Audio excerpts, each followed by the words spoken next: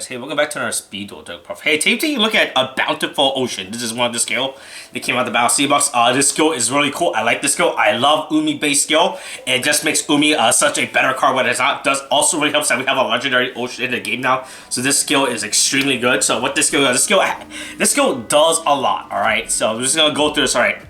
While Yumi is a field, apply the following effects. Non-effect water monsters you control are unaffected by non-water monster effect. That's pretty good. So it makes your...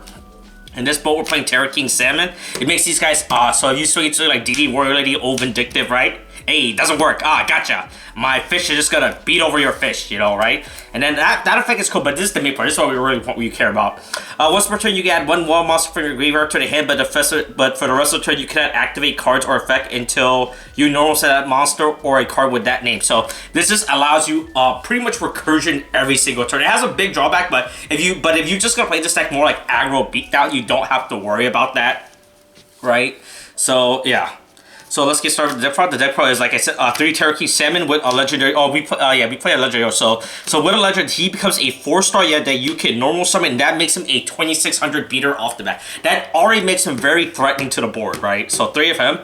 We play a triple Warrior of Atlantis. This guy just grabs you a legendary ocean. You want to see this card, right? And then because of the ocean, this card is not a neg, right? Because you activate this card is to add a legendary ocean. You activate a legendary ocean, and then you use the skill to add him back, and then you can just straight up normal. So then you have a 21 beater on, but your opponent's like, man, that's pretty good, right? So this card is technically never a neg. Then we play our 2 tech cards, Piercing Moray and Lost Blue Breakers. I know some of this plays double this. I don't think you need to play double. I think that's too much and such a waste of space that you can play with like tech cards instead. But these 2 cards these are your 2 tech cards. Piercing Moray, what he does is that he literally, as the name, he does piercing. So against My Precious Queen, this card goes hard, right? That means you're swinging with a 1700 piercing into all their tokens, which is very dangerous. And then you contribute a monster to give him an extra 600 boost. Right? Yeah, you can tribute monster given that, so you could theoretically make him 23. I don't ever find a need to make him 23. Just swinging 17 with him is very good. And then we have Lost Blue Breakers. You can tribute another fish, sea serpent, or aqua monster on the field. Target 1 card on the field. If you control another fish, water monster, whatever guy, you can tribute him to pop a spell trap. Pop a spell trap on the field. So this card is very good once you get to simplify game state, right? Like if you just have like any beaters, like any of these guys on field, and then you can just summon him every single turn to blow up a back row, and then to blow up one of your opponent's back rows, right? And then you just get him back every turn. So I only find the need to play 2 of them. Only play 1 of each, right? Because you can just get them, you can recur them already within the deck. Next with the deck, of course, we play the main card of Legendary Ocean. You have to see this card. If you don't see this card, you lose. You need to see the Legendary Ocean. You know, that's how you play the deck. Decreases all your water monsters in your hand, which is irrelevant. Only matters for Terra King, right? So that's one of the things you don't want to brick on Terra Kings by opening up 2 Terra Kings, but you have a bunch of these water guys, so you should be fine, right? Because of it, right?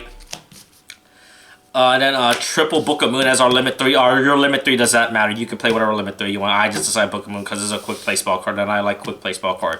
Limit 2, we're playing Double Foolish. This is the reason why I do not play multiple of these guys, because you can just Foolish just gets you to every card in your deck, right? So if you for some reason want to get a Terra King and add it back, you can use Foolish to get it, right? You Foolish these to send one of these 2 to the grave, and then you can get these guys back right away, right? That's the reason why I don't need to find them to play multiples, and I'd rather just play tech cards, right? Like this instead. So double Foolish Burial for that reason. Next for our trap is triple fish deck charges you tribute a fish monster. Yeah, which is in this deck is just what? It's the Terra King. It's the Terra King and a Moray. So you have 4 targets, but right, you tribute one of these 4 to pop a card and draw a card. So this is a spot removal and a draw. And then because of the skill, you just grab back wherever you tribute next turn, right? So that card's pretty good. That's the reason why I play triple of this. Right then, our limit 1 is irrelevant. This limit 1 could be anything. This could be Zoma. This could be... this is Zoma. This could be Offerings to the Doom, right? It could be wherever you want. Your limit 1 does not matter. I decided to just play Zoma, you know? Like, it does not really matter. This should probably be Offerings to the Doom instead, you know? Right then, for extract, like always, our extract is Era. It is a bunch of Waking the Dragon targets when we don't play Waking the Dragon. So 1 Dragoon, 1 Ojama King, Super Viacon, Stealth, Jumbo Droid, Cyber and Dragon, Super Vehicon, Stealth Union, Media Black. Like I said, this extra deck is era. You do not care about any of these cards, right? It's just there to make your opponent think you have an extra deck, you know? But yeah, that's the deck. I think this skill is very good. This skill is very cool. The fact that it is a skill where you technically just gain back cards every turn. Like the fact that you just add back a Tarot King every single turn, and the fact that you just have you can have access to a 2600 beater every turn is insane and pretty dangerous, right? If your opponent does not respect it. But yeah, that's the deck. I hope you enjoyed. Like always, thanks for watching. If you guys want to see other deck profiles, comment down below. I'll try to get to it eventually. I got a bunch of these lined up. Alright, thank you for watching. Like always, Kate, thanks, bye.